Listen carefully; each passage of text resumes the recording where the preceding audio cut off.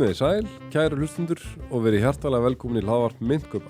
Í dag er 5. dagurinn, 2. apríl 2026 og Bitcoin er í $66.453 og hjá mér er sestur Björn Harðarsson. Vertu blessaður Björn. Blessaður sæl.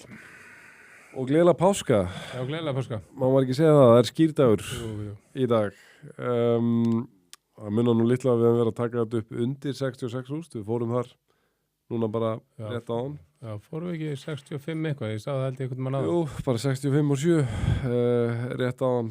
Sá Solana fór undir $77 og Ethereum var tæft á að fara undir 2000 en þetta er eitthvað einn svona bæði hreyfingar upp og við og niður og við eru eitthvað mjög skrýtnar finnst mér en og eitthvað virðist að allar svona hvað ég segja, svona skemmri tíma stefnubreitingar, það er virðast allar ráðast af einhverjum ummælum hjá Trump stríðið.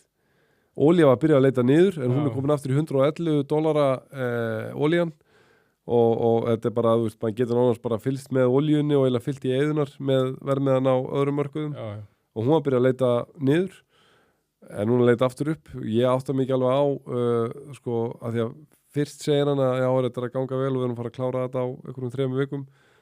Markaðan fyrir upp og svo eftir því sem kemst næst þá er ekki annað en að hann segir we're gonna finish the job og markaðan bregðast illa við og ég veit ekki, eins og markaðan sé eitthvað að lesa ég veit ekki, draga ykkur ályktanir á hans orðum. Hvert er þitt?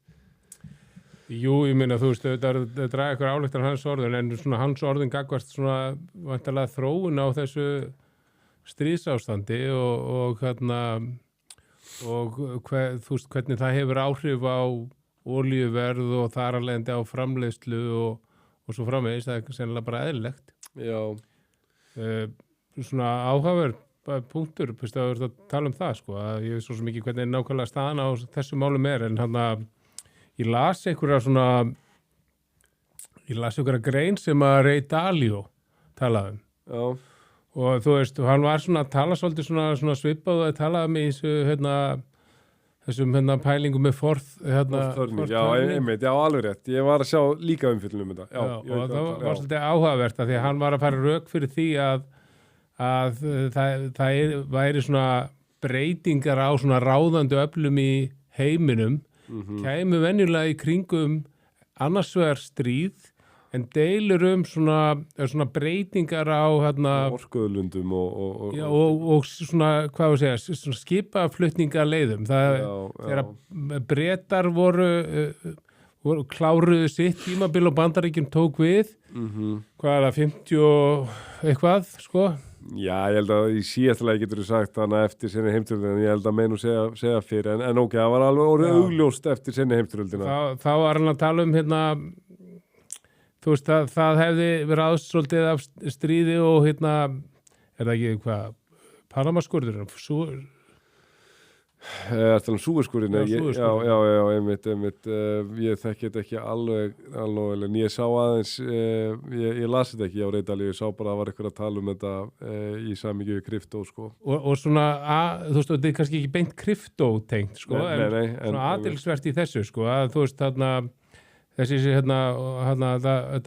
Hormúzsund, það hefur verið lokað innan gæsalappa, en það hefur ekki alveg verið lokað að Íranir hafa verið að hleypa skipum olíuskipum í gegn með kröfu $2 milljón skatt á það sem að þeir jafnvel tala um að ætla að hafa bara í framtíðinni, auk þess að það er ekki bara þessi $2 milljón skattur, heldur þessi $2 milljón skattur, heldur $2 milljón skattur í kínversku júan.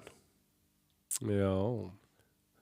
Og þá hafa menn velt fyrir sér, er það að verða svona petró-gjaldmiðlinn, eða þú veist, olíugjaldmiðlinn, sko? Einmitt. Að því svo sitja bara Kínverjar og bíða bara og fylgjast með þessum átökum einhvern veginn, sko? Já. Þetta ég held að sé allavega frekar augljóst að það þú veist, svona núverandi sviðsmynd í heimspólitíkinni þú veist, þetta eitthvað veginn sko Bandaríkin og manni finnst svona dálítið erfitt að, þú veist, en jú, verðum við ekki að segja að Evrópa og ESB sé með þeim í liði þó að það sé sannlega svona hristi eitthvað í stofunum með allt þetta bara samskipti þessar að tekja velda, sko. En svo þetta Rússar, Kína, Íran, Venezuela, þú veist, og hérna og margir sem hafa að tala sko, þetta ekki tilviljun, hann byrjar að svona lama niður dálítið Venezuela með því að taka Maduro, fer næst í Íran og þetta sé gert til þess að þrengja dálítið að á endanum Kínverjum, sko. Þeir sé aðal markmið í þessu, sko. Og reyndar mjög áhugavert að pæli, sko, en þá maður komið kannski svolítið svona já, maður heldur komin aðeins svo langt út fyrir kannski það sem við ráðum við í þessu laðarpi, en ég heyrði samt alveg mjög gott já, svona góða greiningu á þetta og ég las í gegnum það, sko, að það var hérna í það sem þetta í raun og veru snýst á endanum alltum gervigreindarkapphlaupið að Bandaríkin, þetta eru Bandaríkin og Kína sem eru í þessu gervigreindarkapphlaupi, það eru engin önnur lönd að neinu teljandi viti í ykkur alvöru gervigreindarkapphlaupi. Þetta er bara Bandaríkin og Kína og allt þetta loka markmið í þessu öllu saman er að vinna gervigreindarkapphlaupið og það hvernig, þú veist, ég meina harmálmar skipta máli, olía skiptir máli, efnahagslegu styrkur skiptir að sjálfsögðu máli, hernaðarlegu styrkur skiptir máli. Þú veist, mér finnst þetta ekkert vera galin kenning, sko, að hérna þetta sé, þú veist, því að eitthvað veginn, þú veist, það ríki sem mun vinna þetta gervigreindarkapphlaup, það mun stjórna heiminum. Ég held að það sé mjög varfærin fullyrðing að halda því fram. Og, þú veist, ég veit að fólk margt hvert hefur ekki mjög ákveða mynda af Bandaríkjunum. Og að mörguleiti get ég alveg skilið það. Ég held samt að fólk ætti að hugsa sig tvisvar sko, hvort viltu heim þar sem Kína vinnur gervigreindarkapphlaupið eða Bandaríkin vinna gervigreindarkapphlaupið. Ég held að já, og þú veist og myndin sem fólk hefur neikvæða Bandaríkjunum það ekki bara svolítið Trump, sko? Jú, en svona var alveg komið fyrir það en svona jú, hann er svona hvað að segja svona holdgervingurinn af því eitthvað veginn og það geti mjög vel skilið að, þú veist, hann er eins og ég segi, þú veist, það er í raun og veru mjög óheppilegt, finnst mér, jafnvel þó að margir færi rök fyrir því sem ég hef alveg geta fallist á með að hann hafi verið nauðsynlegur eitthvað nauðslegt afl í eitthvað veginn þessari formúlu sem er í gangi í bara heimspólitíkinni og pólitíkinni í Bandaríkjunum, þá það samt alltaf skoða mín, sko, jafnvel ef það er rétt, sem ég enda var að viðkynna að sækir ef á mig hvort það meiri sé rétt, sko, en hérna, ef við gefum okkur að það sé rétt, þá neytast að trúa að eitthvað veginn hann sé dæmigerði forsetin sem að vilja sé forseti Bandaríkjanna eða fattar bara, þegar bara hugsa svona eðlilega heim, þannig að heim, það sem veist mér ég vera í miklu forréttinda hópi, ég fættu 1989 ég næ að vera svona 90s kid, svona rétt svo og bara hvernig heimurinn var, heimsmyndir og allt þetta var allt eitthvað veginn, ég veit að fólk getur verið svona nostalgic og ég er það, ég er svona mikill nostalgíu maður, sko, en hérna, en ég bara, ég og þess að ég spyrir þér, þú varst nú ekki bara krakki, varst ekki alveg orðin 50 eða hvað? Ég var farin að hætta að vinna þarna. En þú veist, var ekki heiminum bara eðlilegri? Þú veist, þetta var ekki svona, eitthvað, þú veist, til dæmis bara það að maður svo Trump sé forseti Bandaríkjanna, skilur, og bara eitthvað veginn, náttúrulega með samfélagsmiðlana með allt, þú getur meira sætt að krypta úr sér hlutaði hvað heimurinn er eitthvað orðin klikkar og gervigreind, þú veist, það var bara eitthvað veginn Jú, en minna, þú veist, sem allar kynsluðu hafi gengið í gegnum eitthvað. Ég meina, hérna, þeir sem að liðu það að vera krakkar hérna, kringum 1980 sem áttu foreldrar sem voru að byggja hús, þá voru menn að setja hérna, ég upplýði að koma inn í hús þar sem að var hérna, svona neðegjarbyrgi með dósamatt í hérna, að því það var rauninni svona, það var óttinn þá, það var þetta hérna, kaldastriðið sko, að það kæmi hérna, kjarnorkustríð einmitt, hann var náttúrulega rosalega raunverulegur þessi ótti og nú er að verða eitthvað svona gervigreindar ótti það er svolítið fyndið, ég held að sé ómeðvitað en hérna eftir því sem það svona lengist í að markaðurinn verði svona þreytandi og krefjandi skulum segja þá eitthvað dregst alltaf aðeins á langin þar til þátturinn byrjar að taka á kryptó. Já, en má ég skjóta inn í? Já. Nú mann ég það ekki, rætti ég við þig hérna, þú veist tala gervigreindar á það, má ég koma að sinna það? Já. Þarna rætti ég við þig hérna umræðan hvernig bíómyndir hafa mótað hennar gervigreindar á það, hérna.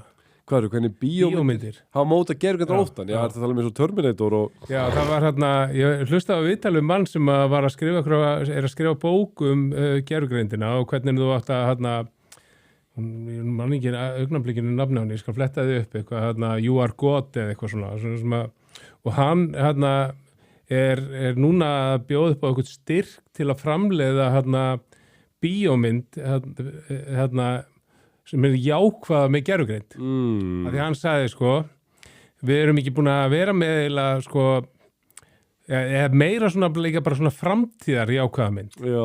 Því að hann sagði, sko, vandinn með hennar gervigreindur á það, er að við erum ekki búin að vera með, hérna, svona jákvæða framtíðar sín bíómynd síðan Star Trek. Því þar voru menn með, þú veist, svona eitthvað formi eins og síma og fullt af svona jákvæðum hlutum af hvernig menn voru að tala saman og færa sig á milli staða og slöð, sko.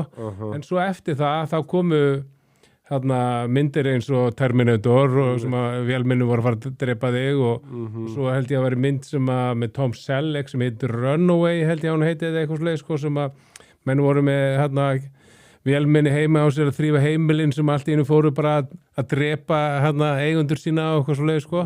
Þannig að það vantar svona nýja Star Trek, svona fallega mynda framtíðinni, sko. Og kannski á það verið að það er örgulega sérstaklega mikilvægt er að, veist, ég trúi því að skilur, ef gervigreindin er fyrst og fremst að vera verkfæri, þá breytir öllu máli, þú veist, hvernig erum við að fara að nota verkfærið og ef eina sem við höfum sem sagt, þetta verkfæri er bara eitthvað mjög neikvætt notagildi, sko, skiluru, þú veist að hérna, þú veist, ef maður hugsa bara eins og hérna bílar eða væru bara myndir áður en bílar væru teknir í notkun, bara myndir af einhverjum hræðilegum hlutum verið að gera með bíla, sko, þá bara væru eitthvað ekki alveg að fatta við getum bara nota bíla sem samgöngutæki, sko, en ok, Já, við fyrir steintin í kryptóið, það er kannski svona afleiðing af markaðanum eins og hann er, sko. Já, en mér þótti alveg einstaklega væntum, það var þarna einhver meistari í spaðinu núna rétt á hann. Já. Sem að því að við, sko, við vorum einmitt í þessum samræðum að svona það verður alltaf svona pepp og grupp því að þetta er, þú veist, erfitt ákveður núna. Já, þú varst nýbúin að plata með að Solana væri komið miklu neðar að það var. Já, einmitt, það var samt í 78 þá eitthvað og við erum svona bara ok, bara áfram gakk og hérna þá kemur hann inn og segir hérna bara í virkilega ánæður með ykkur og droppar þessari fallegu sko kveðja á okkur og ég vil bara færa miklar þakkir fyrir þetta framlag því að hérna maður kann að meta þetta sko sérstaklega á tímum eins og þessum. Ég er alltaf búinn við því sko þegar markaðurinn er svona erfur þegar kemur ykkur með svona að hann sé að fara að taka í lurgin og lumbra á okkur sko bara hvað og þá er ég tilbúin með hérna þess að ég er alltaf að þú sett með mér í spaðinu þá er ég tilbúin með hérna dömmir atrið sko þú veist benda bara þessi ykkur lemdu þennan hann er búin að vera að segja Solana ég er bara að taka þetta hann er gaurinn en það þessi var ekki með neitt slíkt í hyggju, hann var bara ánægður Ég með verð að okkur. veikina það, þú veist, mér fannst þetta mjög peppandi sem hann var að segja. Ég veit ekki hvort það mist peppandi sem þú ert að segja núna. Nei, það var grín, það var grín. En hérna, sko, en þá skulum við vinda okkur í þetta. Hvað hérna, þú veist, það verður að segja alveg eins og það er ekki mikið fréttir. Það má kannski nefna eitt að það var þráttur að mars hafi verið eitthvað mjög leiðilegur, þá var samt enga síður net inflow, netto innflæði í ETF-ana, 1,32 miljardar bandaríkjadólara í ETF-ana, kauphallarsjóðana. Og ég sá fram á það að við værum að Bitcoin væri að klára 7. mánuðin í röð. Já, það er rétt að náði 1,8% í pluss, þannig að ef þetta hefði verið 7. mánuðurinn í röð þá hefði það verið held ég það er fyrst skipt í sögunni. Já, og fyrsta skipt í sögunni sem við tökum 3 mánuði, ég held að ég hef sagt að verið fyrst skipt í sögunni sem við tókum 2 mánuði, fyrstu 2 mánuðina þarf að segja. Já, árinu. Já, einmitt. Þannig að þú veist, ekki mikill pluss en það var grænt. Já, það er þetta rétt, að því maður alveg fann að gefa sér það að mars yrði hérna rauður. Ég var tilbúin að minnast á þetta, ég var líka búin að punkta það hjá mér. Einmitt, en hann náði að enda þarna grænt, sko. Það er kannski að sem mig langar svolítið mikið að ræða, að því ég er raunverulega sjálfur bara að hugsa það mjög mikið núna, til að maður reyna að sjá eitthvað einn svona ljós í enda gangana, að þessar svona að manni fannst svona neikvæða raddir sem voru að heyrast alveg nokkuð reglulega í svona einhvernum bakgrunni þegar bólamarkaðurinn var enn á sæmilegri siglingu, þannig að fyrir ekki lengra síðan en hvað 6 mánuðum og raunni eiginlega bara svona stóra hluta á árinu 2025 sem voru að tala bara að þetta fer að vera búið. Þú veist, toppni verður ekki meir en 120, 130, 140 heyrði maður mikið og ég get alveg viðkynnt það, bara mér fannst það vera, ég held að við færum talsveit hærra, ég bara viðkynnt það fúslega. En þessar sömraddir, og nú er ég svolítið mikið að hugsa, því að núna ónefndalega ber maður meiri virðingu fyrir þeim þegar kemur á daginn að það hafi rétt fyrir sér. Þannig virkar bara mannlegt eðli, ef ykkur hefur rétt fyrir sér, þó að má vel vera að það hafi verið tilvíðun og hefni, en þá er maður bara þannig að þá hlusta maður betur næst og ber meiri virðingu fyrir. Þessar sömraddir voru að tala mjög mikið að botninum á þessum bjarnamarkaði yrði náð annarkvort í apríl-maí eða október. Þetta hefur reitt margótt, ég held að þú hafi talað þetta með sinni í þættinum. Og núna bara fer þetta að skipta verulegu máli, sko. Og hvað hérna, og við vorum að ræða þetta áðan, komumst reyndar ekki langt í þær umræður, en ég man bara að þú sagðir að það eru sjónamið með apríl-maí og það eru sjónamið með október og við kannski höldum á hann. Já, sko, svona heilt yfir, ef við skoðum bara núna, ég sagði held ég segast að þetta að svona einhverju leiti upplifi að við sjáum ekkit einhvern veginn að við getum ekkit verið að tala að við sem að fara niður og upp nema að við förum undir 65 eða yfir 85. Já, ég segi eiginlega satt undir 60, en ok, já, það en þú veist, og við erum að nálægt þessu 65 og mér svona, þó að það sé búið að vera svona að rokka svolítið svona á svipuðum slóðum, þá finnst mér svona allt benda til að við erum svona hægfara að fara samt einhvern veginn neðar, sko, og hérna út frá einhver svona hérna tæknigreiningu þá fórum við undir einhverju svona eitthvað supportbandi í þeim málum. Já, þú veist, með á móti þessu, sko, ég hef hugsað svolítið þetta, sko, að miða við rauninni hvað við fórum svona fórum ekki þetta blóa topp, fórum ekki hærri en þetta, að þá, og að við séum búin að vera í mínus bara hérna þessa 5 mánuði röð og nánast 7. mánuðin. Break-even er raunverulega mars, sko. Þá hérna, og ef ég þá tala það svona óháð einhverjum svona stríðsáhrifum til lengdar, að þá, þú veist, svona smá svona tilfinningin að við gætum verið fyrr á ferðinni að botna og fara að segja hann hægfara upp, sko. Það sem að geti stutt, það er þessi svona, þú veist, það verið talað hérna PMI eða ESM sem rauninni þessi framleiðsluindex sko.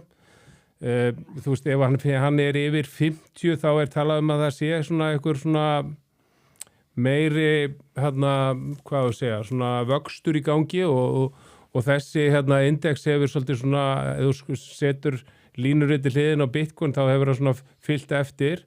Hann var undir 50 í 32 mánuði samfleytt sem bara einn lengsta tímabilið en nú hann búin að vera eitthvað tíma og held ég 52, búin að vera yfir 50. Það ætti rauninni að vera svona jákvætt en svo að segja svona, við getum komið svona gagnrýnisrættir, ég heyrði setningu sko PMI is the new M2 af því að það var allir að tala ef við fylgdu M2 svo hættu að fylgja M2 þar að segja peningamagni umferð nú allt í nöðu fyrir að tala þetta sko ég veit ekki en svona á móti ef við ætlum að segja móti að við botnum í október sem að ég held alveg margt sem stiður það minna að þú veist þá komum við með þau rök og ég myndi segja rökin veru þó að margt bendi til þess að við værum ekki að fylgja þessi 4 ára hringrás þá höfum við bara því miður fyllt þessar 4 ára hringrás bara upp á dag bara þar sem við toppum í byrjun október og erum búin að fylgja þessu síðan þá rauninni þú veist erum við að fara að botna í október en minna höfum þá bara hreinu það veit þetta enginn Nei, það er lögrið þegar sko og hver áhrifaþættirnir? Áhrifaþættirnir eru peningamagnu umferð þó að það ekki fyllt í eins mikið peningamagnu umferð sérstaklega Bandaríkjunum þarf að koma meira inn og það hlýtur svo sem að fara að koma meira inn bara í ljósi þess að Bandaríkjun að eyða bara þarf að eyða endalausu peningum í kringum þetta ástand í þessum heimsmálum, þessu Íransmáli sko. Já, en svo veit maður ekki, það peningar sem fara endilega inn á markaðin sko? Ég held reyndar eitt sko. Ég held að það sé alveg fullt af peningum að núti og þá meina ég bara kryptopeningum og þá meina ég þú veist, fiat kryptopeningum eða þú veist, það fullt af fólki að núti held ég og ég veit ekkert alhæft en ég veit fólk bara, þú veist, sem að á pening ætlar að setja það í kryptó ekki tilbúið að setja það strax að bíða eftir það er rosa mikið 45 til 55 Bitcoin bíða eftir 45 til 55 Solana og svo framvegis 40, svo það var rosalega og ég er ekki að segja fólk íta á gikkin og setja það inn sko, en ég veit allavega að það er peningur sem tilbúin að fara inn en ekki tilbúin að fara inn sko. Nei, maður heyrir alveg talsett mikið þetta sko og þú veist og það er náttúrulega oft með reynslu meiri fjárhagstað ég bara hef aldrei lært að tilengja mér þetta og ég mun aldrei gera það, ég bara sáttu við hvernig ég gerður og ég bara fylgja þeirri taktík sem verður að segja þess að það hefur ekkert spilast aðeinslega, ég kaup bara þegar ég á pening sko. Já og nú ég ekki að hugsa þetta út frá taktík, heldur meira sko það samt, þú veist, menn samt að býða í hvað áttir markaðurinn að fara. Já, og reynslu meiri einstaklingar með maður heyri þá tala að þeir eru á hliðalínunni og segja ég ekki tilbúin að setja allt mitt inn núna, ég að svolítið að býða eftir hvað markaðurinn fer og þeir, ég ekki endilega vissum að þeir setja peningin þegar þetta að fara endilega eitthvað niður, þeir setja peningin þegar þeir halda að við séum að færa okkur meira upp í búlmarkað. Það var það sem ég ætlaði að segja sko, það sem maður heyrir oft með þessar reynslu meiri fjárhagstaða að þeir reyna ekki að kaupa botnin og að þeir segja frekar skilja, og ég held að þetta fá mjög góða sýnikenslu á þetta bara ef við förum aðeins árið 2022 það sjá þetta glögt við tökum bara mann eins og mig sem dæmi og bara rosalega marga og þú eru örgulega verið í sömu sporum þú veist, Bitcoin fer að nóvember 21 í 69.000 svo fer það að lækka og ég held ég muni að rétt að byrja árið 2002 í 47.000 og ég var hann alveg bara wow, Bitcoin undir 50.000 þú veist, þeir eru bara komið smönglu peningum maður getur í þetta og svo náttúrulega bara fer undir 40 og maður bara enn meira bara kaupa þú veist, fer undir 30 skilur og þá maður bara skilur dauða færi, þetta aldrei að fara undir 20 þú veist og þetta og endanum bara alltaf maður búið með allan pening skilur það í 30 eða eitthvað ef maður náði einu sinni það djúpt og svo horfum maður bara á þetta að fara neðar og botnin var 15 og 5 september eða október þarna 2002 og ok, þessir reynslu mér aðalar þeir voru ekkert að grípa botnin í 15 og 5 þess að þeir gera frekar þeir voru að byrja að kaupa kannski í 26.000 árið 2023 þegar vissu bara leiðinu af því að þá var sko ekki búin að fá alveg mjög blóðan botn búin að fá kannski 80% endurheimt upp á við og bara svona frekar augljóst að öll lætin voru búin mestar hræðslan að fara nú markanum og maður sjálfur náttúrulega búið með allan peningin sín til að kaupa eitthvað skilur bara að þú veist býða og brugsa að gata það hefur verið næs að geta verið að kaupa eitthvað núna í talanum ef maður hefur verið að kaupa hana í 15 og 5 sko en þannig að þú veist segjum að botnin bara sem dæmi segjum að neyri 40.000 núna veist, þá segja bara ok að því þá veist ekki þegar þetta fyrir 40 þá veist ekki bara hvert þetta að fara geta að vera að fara í 30 geta að vera að vera 20 skilur þetta er svona súrealíska tölur en þú veist 15 og 5 var líka súrealíst 2022 og þá bara ok ég vil ekki vera snert á þessu meðan momentumið er allt niður og við og allt í hræðslu og sætti mig þá bara við að ég er að fara að kaupa á töluvert hærra verði heldur en botnin en kostur við þetta er að ef vegum mikið eftir að fara niður sko, langa niðurlega eftir þá er ég að fara að koma miklu betur út úr því heldur en ég sé að kaupa og sama hugsa er að alltaf selja þeir eru ekki að fara að selja inn í hækkannar og ná toppnum sko heldur bara nóg, ég læti þetta bara þú veist, að því að skilur þá eru enda á að selja bara kannski 25 eða eitthvað svoleiðis 2020 sko, skilur en ekki láta þetta fara alltaf leið niður í upp í 69 og svo enda á að selja kannski í 50 eða eitthvað þegar þú veist, þegar það verður sem bókir nú er þetta búið að taka það mikla lækkun, þetta búið að vara það lengi en ok, þetta er nú bara punkturinn sko en líklega þú veist, þess vegna er einu samt kannski hrifnastur af því og það er svona mín tilfinning að fólki hefur gengið langt best sem með það fyrir utan einhverja undantekningar en svona í grófum dráttum þeir sem bara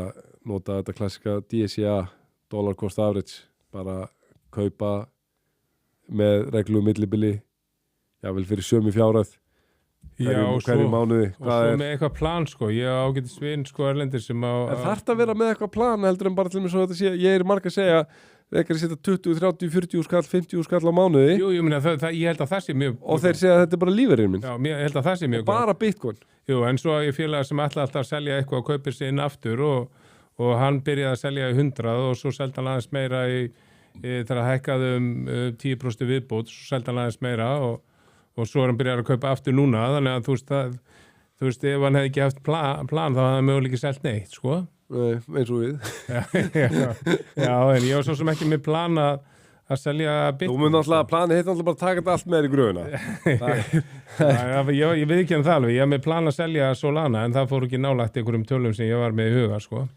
Ég vantaði ekki nema einhverja 300% hækkun í viðbótið eitthvað en já all right en hvað En keyptið þú ekki í vikunni eða? Keypti í vikunni Ég keypti smá núna mánaðamótin Í hverju keyptið? Ég keypti Solana Keypti Solana Og við trúum því að það er það er ekki búið að lækka nema svona 5% eða eitthvað frá síðustu kaupum Já En þú veist, þannig er þessi bransi Hvað er svona fleira sem þú ert með? Ég er með, þú veist, ekkert endilega með einhverja svona fréttir. Ég meira með svona bara uppfærslur af einhverju sem við þegar talað bara svona fylgja eftir. Af því að við vorum að tala þessi fyrirtæki sem hafa verið að kaupa Bitcoin. Og við höfum líka talað það bara einhver ára aftur í tíman þá við talað þetta var svona mesta hættan á á einhverju svona krassi einhvern veginn og áhrif á einhverju svona kerfislegum vandamáli sem gæti orsakað einhver snjóbolta og við vorum að tala um þetta svo kallar NAV, þar að segja hvað virði fyrirtækjana út frá Bitcoin stöðunni sko, eða þú veist út frá virði Bitcoins sem þeir eiga, og við vorum að reyna að rifja upp, við ætlum að vera að koma með eitthvað tölur ég sá að þeir voru undreinum ég fletti þessu upp 0,94 held ég að sé sko, sem að strategi stemmir að sé var að sjá þeir fóru í nóvember held ég 2024 í 3,1 áhugavert þrefalt Bitcoin og ef þú hugsaður þetta því svo ertu með eitt Silla, ég myndist á þá líka sko, þeir eru í 0,44 Nakamoto 0,42 svo eru við með svona eins og DeFi Development Corporation sem er Solana fyrirtækið, þeir eru 0,55 fóru mest upp í 3,7 og þú veist ef við hugsaum þetta þú veist eins og Nakamoto sem er 0,42 það segir ekki alla söguna af því þetta er rauninni sko hvað virðir miða við eignina í Bitcoin, þeir eru búin að selja eitthvað Bitcoin ég held að það veri þeir það voru þeir, þeir voru að selja núna daginn í tapi og þetta vera mjög stór frétt í raun og veru af því að þú veist þetta sendi skilabón á markaðinn hvað þetta að fara, af því að af hverju þeir að selja þeir þurfa að selja, það er bara að selja að fara í gjaldþrot og get ekki staðið undir greiðslubyrði af hérna skuldum og hlutabriðin er hvað 99% niður nú er eitthvað 97% þú tekur strategi bara og þessi 0,92 þá er auðvitað sko Bitcoin búin að lækka líka í leiðinni. Ég veit það, ég er að segja það. Virði hlutabrefinu hefur lækkað ennþá meira hlutafslega, sko. Einmitt, þú veist, þetta er bara rosalega alvarlegt vandamál sem er í gangi, alveg talað. Og ég hugsa svona, þú veist, það sem fær mig til að því við ekki núna þegar þetta er búin að, þú veist,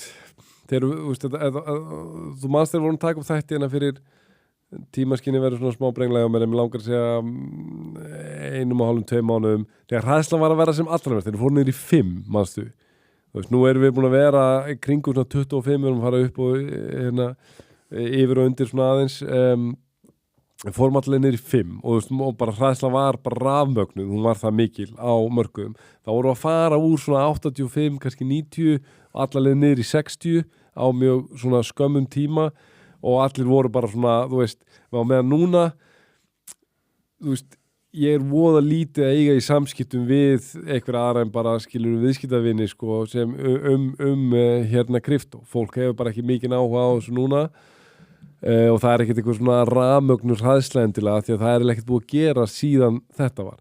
Og ég hugsa svona, maður byrjar að fara að hugsa bara, getur verið að versta sig að baki maður er alltaf með þessa spurningu eitthvað gangi þegar maður er alltaf að reyna að finna svar við henni getur verið að versta sig að baki og auðvitað svar já, það getur verið en svo hugsa ég, hvað er það sem gæti keyrt okkur niður á svona næstu level niður og svarið mitt er mér finnst mjög líklegt að þessi fyrirtæki myndu gegna þar lykilhlutverki ef þetta fer að gerast í auknum mæli að þau þurfa að fara að selja að þau standi fram fyrir því bara heyrðu annarkvort erum við að fara í gjaldþrot og þá er bara einhver skiptastjóri sem er að fara að halda utan allt Bitcoin okkar og alla líkur á því að hann selji það bara allt strax sko eða við sættum okkur við að selja hluta Bitcoin okkar í tapi og ef þessi snjóbolti byrjar eitthvað veginn að og svo kemur kannski fyrsta gjaldþroti á einhverju að þessu fyrirtæki en svo sé maður þessi fyrirtæki eigi eitthvað ekkert það mikið sko. Það er náttúrulega bara strategi sem er risinn og ef hann fellur ég veit að Saylor segir að hann get ekki fallið sem ég ætti að vera svakalegt rautt flagg þegar eitthvað tala þannig þegar eitthvað tala bara, hann er raunverulega að segja bara sama hvaða atburðar á framtíðarinnar á sér stað við getum ekki orðið gjaldþrota og við munum aldrei þurfa að selja Bitcoin too big to fail einmitt og maður er bara svona býtu hvernig bara gengur það upp sko og hvernig getur svona klár maður tala með þessum hætti hann keypti ekki þessa vikuna nei, ég sá það, einmitt við erum nokkuð sáttu við það já, en svo komst hann alveg með þrælgóðan punkt síðan þætti hvar væru ef hann verið ekki búin að kaupa það er alveg hinlegin, af því að nú getur þú sagt hann keypti ekki þessa vikuna og hvað er að gerast núna við erum að síga meira niður Þannig að það bara eitthvað veginn, ég veit að ég hljóma svo rispi plata og mér þykir að leitt, en ég verð bara eitthvað veginn, þetta hlaðvarp verður bara eitthvað veginn svona, hvað ég segja, mælikvarði á eitthvað veginn minn þankagang og mína líðan í þessu. Ég lofa að landi rís þegar markaðin fer að rísa, en meðan það er ekki, þá er ég kannski að fara að verða eins og rispi plata. Það er bara svo mikið af leiðilum flöggum á markaðnum. Það er áhugavert við þessi fyrirtæki að ég var að hlusta á viðtal Antoni Pompliano við Barry Silbert, er hann ekki í Galaxy? Það er einhver sjóður, ég kannski að rugla saman sjóðum, en skiptir ekki öllu máli. Það var svolítið áhugavert að því að Pompliano fer fyrir einum af þessum Bitcoin sjóðum. Já, einmitt. Og hann spyr eru þið að fjárfesta í svona fyrirtækjum? Og hann segir nei, við höfum ekki á því að það er alveg nógu mikla sveiflur í Bitcoin að við þurfum ekki þessa ekstra sveiflur sem í þessu. Einmitt. Og það er þetta þannig, það getur vel verið að margir geta komið vel út að kaupa í strategi núna og býða þá geta búlmarkaðin kemur upp og það mun taka meira hækkun heldur en Bitcoin sjálft. En svo er líka möguleiki eins og vorum að tala síðast með tilkomið kaupallarsjóða að það mun ekki taka eins mikla þetta hæp í kringum þessi fyrirtæki sem ég mjög áhugavert að hafa verið til staðar því að ég held og þannig er ég ekki að segja við séum eitthvað svona klárir, ég held fannst þetta að vera bara frekar augljóst þegar þetta var að fara að staða bara frá fyrsta degi fannst þetta eitthvað skrítið. Það væri öll þessi fyrirtæki að hoppa á stað. Já, sérstaklega þegar einhvern uppskritin var öll þessi að fjármagn alltaf langt. Ég er ekki að tala út frá strategi og ég er ekki að tala þetta út frá Tesla, ég er að tala út frá þessum drauga fyrirtækjum sem voru ekki neitt en voru á markaði þau búin að vera það lengi. Orðin 140 og hvað sko. En ég viðkynna alveg, þú veist að samt þegar að kom einhver tölfræði einhvern tímann í fyrra að þau voru búin að kaupa meir yfir eitthvað frekar langt tímabil heldur en kaupallarsjóðinni sko í fyrra sko. Þá fannst manni það alveg mjög áhugaverð tölfræði, skilur. Jú, en vandinn við þetta er það er svo skekkir þess að tölfræði svo mikið að eins og þú sagði, þeir ættu kannski ekki endilega mikið og þetta er kannski ekki mikil áhrif á markaðanum af því að 90% af þessum kaupum í þessum fyrirtækjum eru kaupstrategi. Ég veit ekki hvort að tala sér nákvæmlega 90%. Nei, hún er ekki 90 en hún er alveg hún er allavega yfir 70 held ég. Já, hún er mjög há og hún er ennþá hærri í dag á þessu ári. Já, einmitt. Hún er bara miklu hærri á þessu ári. Því að þú veist, hinn fyrirtækin, ég held að sé alltaf ykkur aðalega sem eru tilbúin að taka sjansinn á strategi og lána selur, pening. Ég held að það sé vola erfitt fyrir hvernig alltaf Nakamoto að afla sér fjármagns. Nei, skilur þið. Ok, þau eru nýtt fyrirtæki, þau eru 97% niður, þau voru nýverið að selja í tapi og þú veist, það er bara ekkert að frétta af hverju vildur á ég lána ykkur pening. Nei, það er eftir. Þannig að það heldur vandinn. Nokkur aðrar uppfærslur. Ég skoða aðeins að því við töluðum þessa frétt með að Morgan Stanley var að koma með sin eigin kaupallarsjóð. Já, alltaf verið með lægstu þóknunum. 0,13% var það ekki? 0,13 að 14. Já, 0,13%.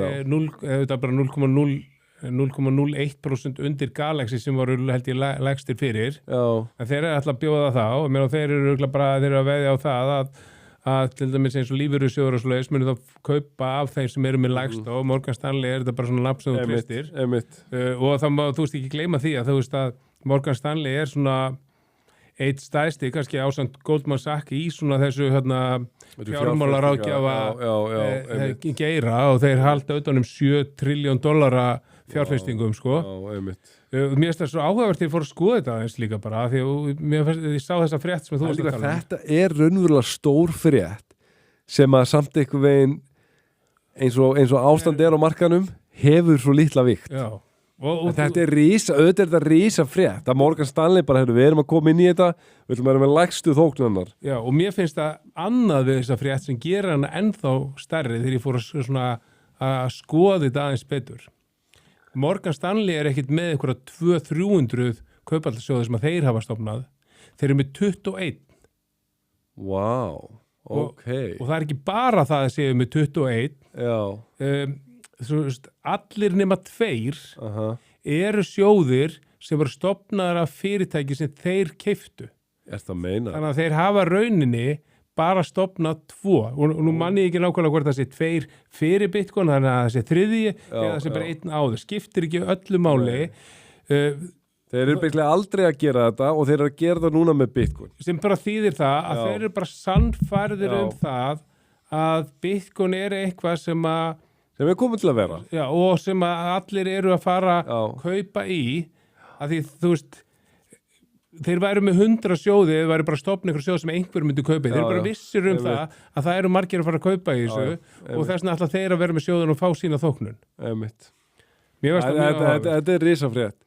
Þetta er risafrétt, sko. Og ég finn, þú veist, þetta gerist eitthvað í svona, þú veist, þetta tekur mann svona í svolítið dimman dal, þessir bjarnamarkaðir og þá er sko kannski minnst gagvart Bitcoin. Af því að Bitcoin er bara búið að sanna sig svo mikið og þetta er bara svo mikið þolinmæðis koncept sem Bitcoin er.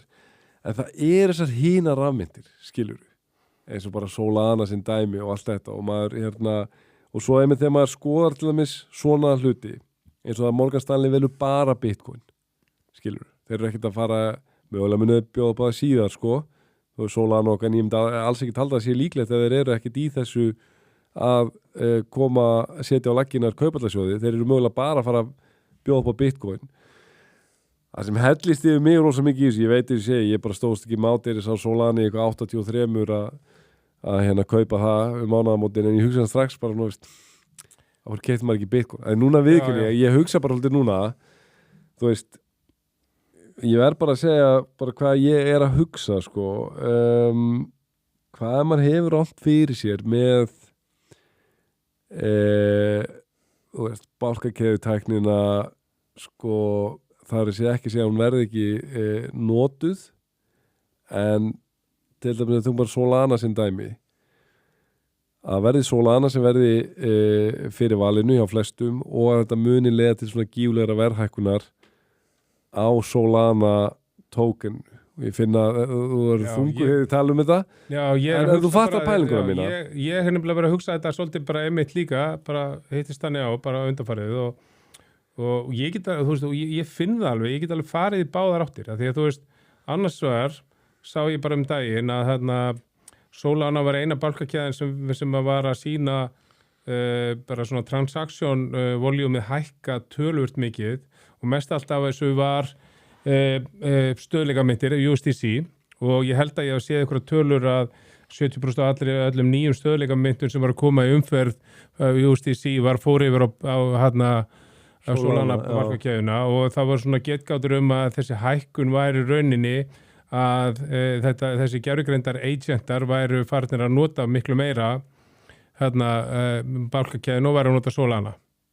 Ok, en svo kemur hinn hliðin og ég var svona aftur vitnaði þetta viðtal við Barry Silbert sem var að hlusta á í morgun að hann sagði að hann væri mjög svona skeptiskur á Solana Ethereum Layer 1 að því að ég veit ekki hvað þér finnst um þetta hluta til var hann að segja það sem maður svona einhverjir hafa verið að segja að market capi væri of hátt þó að það sé bearmarkað og hann sagði sko ég trúi því að næsta uppgangur á þessu markaði verður enga bálkakeðjur banka og fyrirtækja.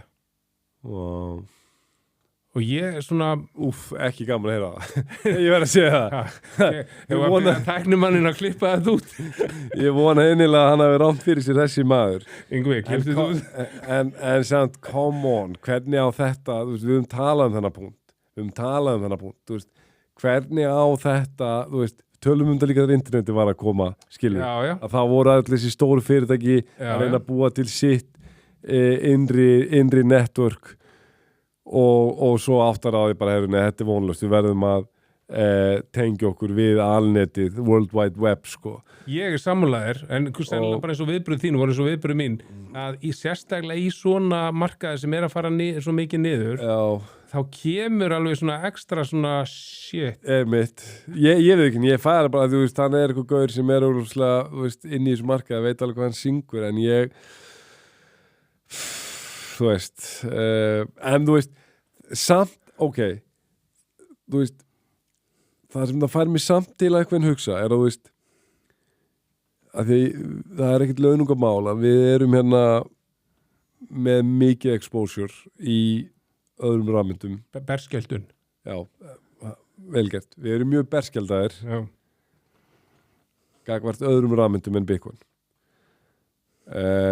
Og maður eitthvað bara komin í smá grifju, bara eins og ég var að díla við mánaðamótin. Ég gæti keypt fyrir einhvern 200 skall og ég var eitthvað svona, þú veist, hvað, ég get alveg fengið hérna 0,035 eitthvað Bitcoin, sko, þú veist, sem alveg bara, þú veist, Dettur í þá grifju. Nei, þú veist, ég var að hugsa, það var alveg mikið. Já, ok, ég ætla að dettur í þá grifju, það svo lítið, 0,0. En svo var ég bara að býta nú ég get keypt sko alveg 20 okkar Solana, skilur mig.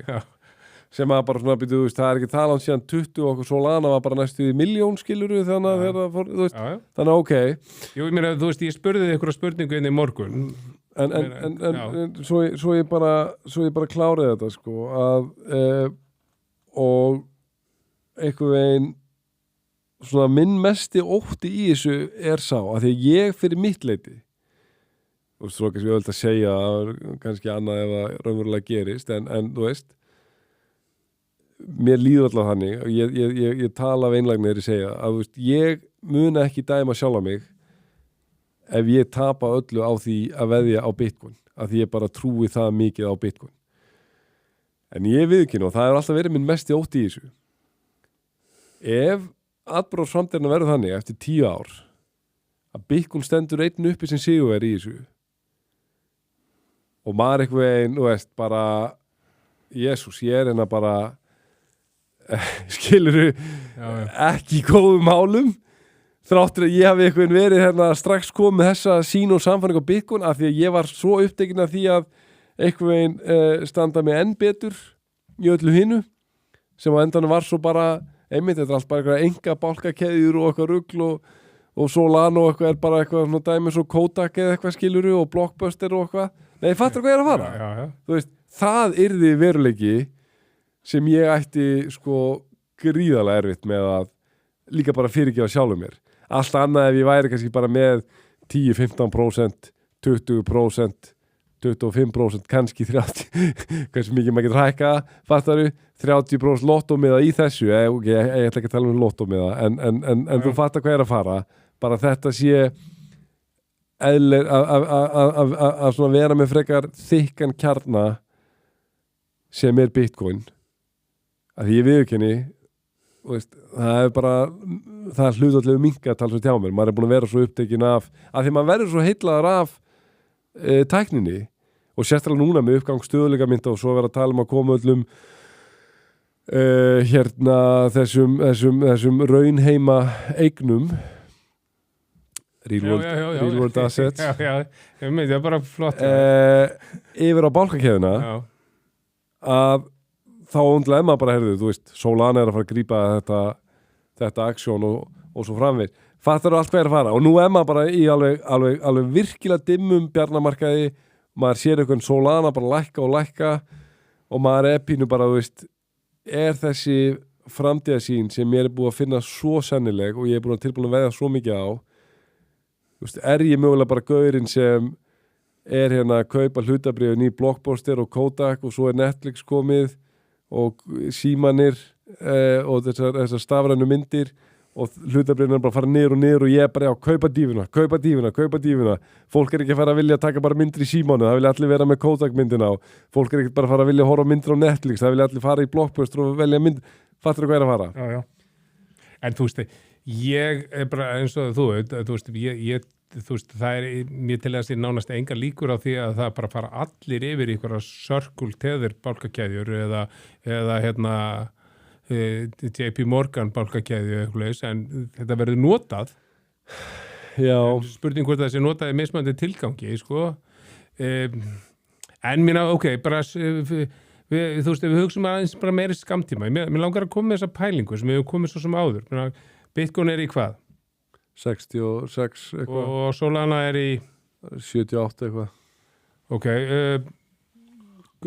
hvað gerist fyrr að Bitcoin tvöfaldist og farið þá í hvað 132 eða að þarna að Solana fari í hvað það 160 tæplega þú veist hvað gerist á undan? ég veit ekki, það veltur alltaf á því hver botnin er núna ef við erum að fara kannski allavega niður í 30 með Bitcoin og Solana fer þá í gum og veit hvað, kannski 30 líka, þá erum við miklu fyrir að fara að sjá 130 Bitcoin heldur en ég veit það ekki, það vonast að segja til þetta. En hvernig svarar þú þessu? Sko rökin mín væri svona, þú veist, út frá svona tvennskonar rökum, annars vegar það var eiginlega ótrúlega mikil fylgni í þessum síðasta bólamarkaði milli Solana og Bitcoin, þar að segja að þegar það hækkaði hitt líka og bara á einföldri ástæðu að þá getum við gefið okkur að þegar Bitcoin hækkar þá mun Solana hækka líka og Ethereum og fleiri sko, og XRP og bara allt þú að það getur alveg komið alveg svona annað hækka meiri yfir ykkur tíma þá bara þarf miklu minna bara út frá market capinu fyrir Solana að hækka þá miðað við það að all time high í Solana er 298 og við erum þá ekki einu sinni komin í hálft það þegar við tvöföldumst með að verði núna, en við erum komin í all time high á Bitcoin eða tvöfaldast, þá er ég sannfærður það að ef einhver væri tilbúin að setja í Solana og svo alltaf bara 100% að setja bara eitthvað AI dæmi á sem segir bara selja í tvöfald og færa yfir Bitcoin, þá held ég að sá sami komið betur út. Já, það veldur samt á því hvað verður botni núna. Já, og ég er svo sem ekki að segja þessi satt, sko. Nei.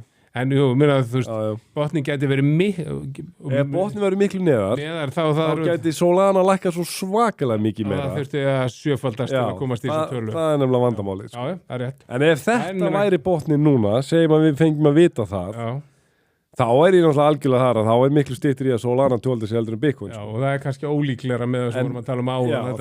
Það er bara það sem er svo erfitt við svona markað, er að þú veist, maður er eitthvað að hugsa ykkur að tölur og maður segir bara ok, þetta getur ekki fara undir þetta og þetta getur ekki fara undir þetta og svo bara alltaf þegar maður staldra við þá hugsa bara, býtur af hverju getur þetta ekki fara undir þetta? Það er nákvæmlega ekkert sem segir að þetta getur ekki fara undir þetta. Nei.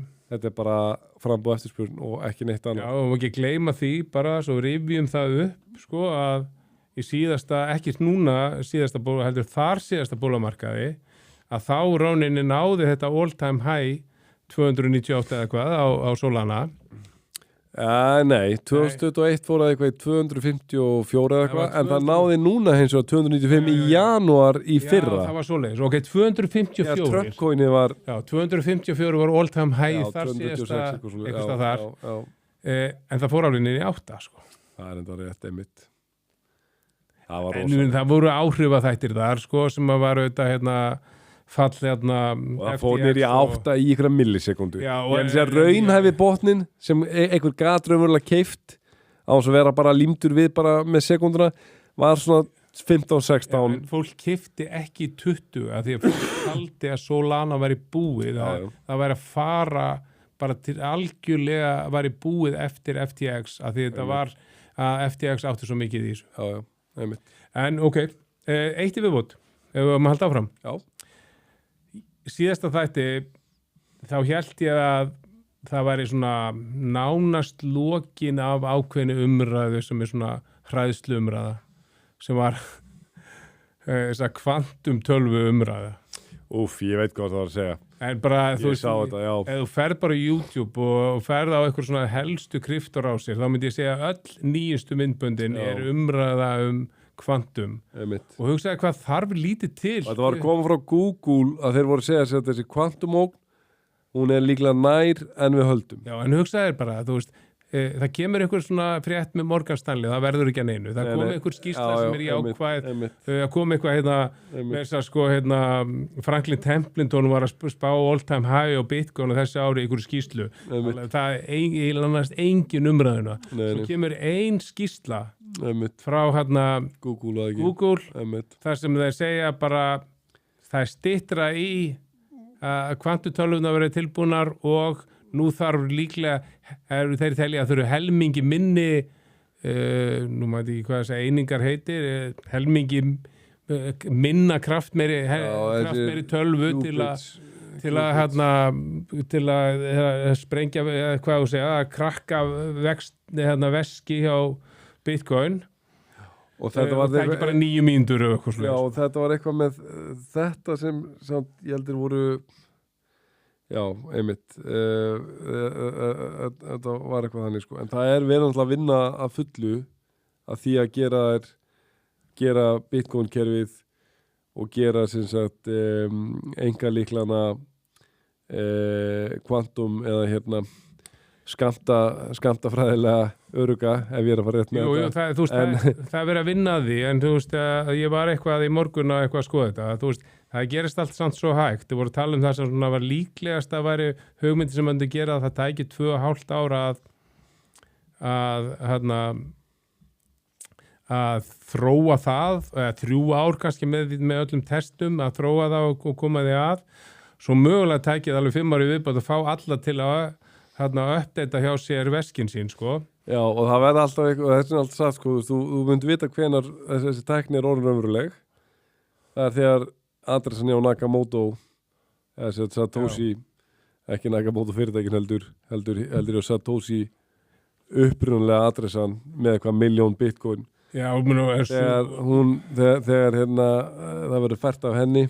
Já, ég meina það er alls konar hugmyndi þar bara að vera með hard fork og einhvern veginn og bara færa allt þetta yfir á bara nýtt kerfi og sumir að tala að taka öll þessi eins og Satoshi veskið og brenna það allt saman, það er svona, ég er svolítið gegn þessari grunnhugmyndafræði og svo framvegis sko. Og svo er svolítið áhugavert að við fengum Taproot update í eina stærsta svona update í Bitcoin 2021 og þá má eiginlega segja að á þessum gömlu veskjum þá veikti það svolítið stöðu þetta er svolítið tæknilegt sko þessa gömlu Bitcoin veskja því að áður var það þannig að þegar ég sendi þér Bitcoin að þá birtist rauninni ekki public adressan hún birtist ekki fyrir í lokin en með þessu uppdati þá birtist hún alveg fyrirfram og ef það tekur 12 mínútur að senda á milli að þá tekur það bara 9 mínútur fyrir þessar tölvur sem að þeir segja mögulega 2029 en svo ef þú skoðar bæði þessa skýrslu og hvað svona sérfræðingar er að segja þá er fullt af sérfræðingur að segja við erum ennþá 15, við erum svona langt frá þessu samt í dag, við erum ennþá 15-20 árum frá þessu frá því að kvantumtölur verði svona raunverulega og svo segja en Google segir að það geti verið innan fárra ára já, en svo þegar þú rýnir finnst mér í þessa skýrslu þá er þeir svolítið bara svona ít á það að þú veist, þú þarft að vera bara tilbúin 2029 og Google sjálfur vilja vera tilbúin 2029 með bara varnir gegn þessu, við ekki að byrja þegar árásinnar hefjast, það erum að byrja núna það er svona, það líka að geta lesið í gegnum þetta að þeir sé ekki raunin að segja þetta verið hægt 2029, heldur þurfum við að vera tilbúinu 2029 einmitt.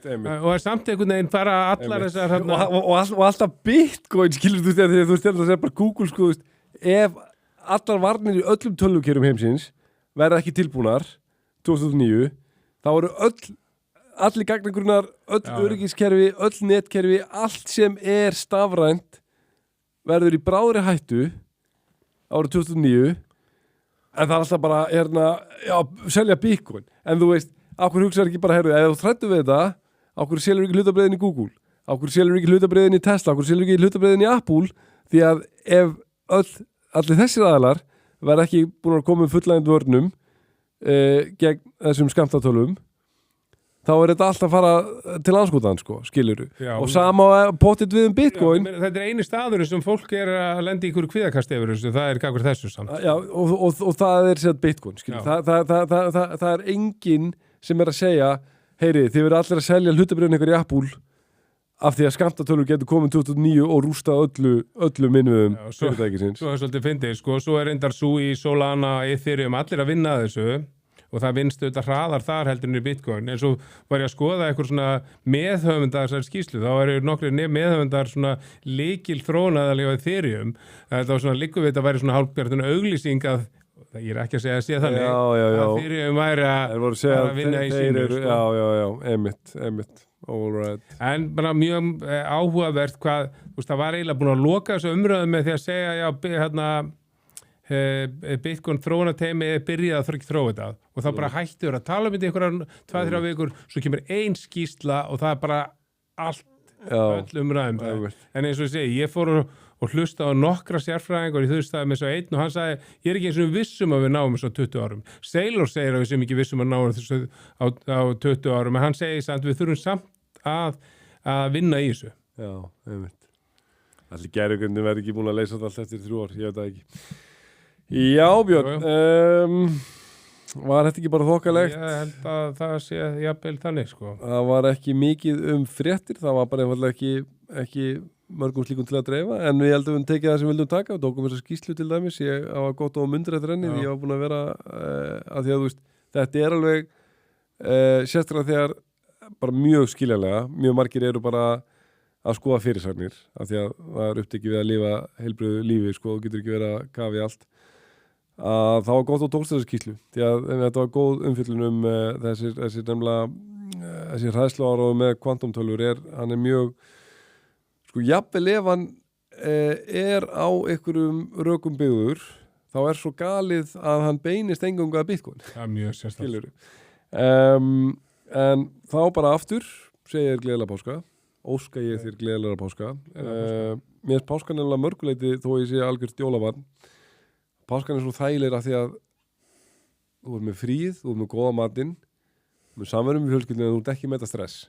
Já, mér finnst það líka, sko, það er oft svo mikið að gera í kringu jólin, sko. Ég er að segja það fer allt í eitthvað svoleiðsrugl, skreita og mæti ykkur bóð og jæri. Eina sem maður mun að bara kaupa nógu stór og nógu mörg páskaegg, þá er allir sáttir. Jú, og ég bara, þú veist, ég er svona aðeins að fikta við að læra betur inn á gervigreindina og þú veist, páskar er frábært tími til að liggja aðeins yfir því, sko. Mitt. Já. Heyrðu, ég ætla eins og bara að tefla og taka mér nokkur daga frí frá kryptó. Gangiði vel með það. Takk fyrir það og ég þakka þér fyrir spjallið Björn. Takk. Og ég þakka ykkur kæru hlustendur og ég óska ykkur gleðilegra páska og við heyrumst og sjáumst aftur af viku liðinni. Þangað til næst, verið sæl.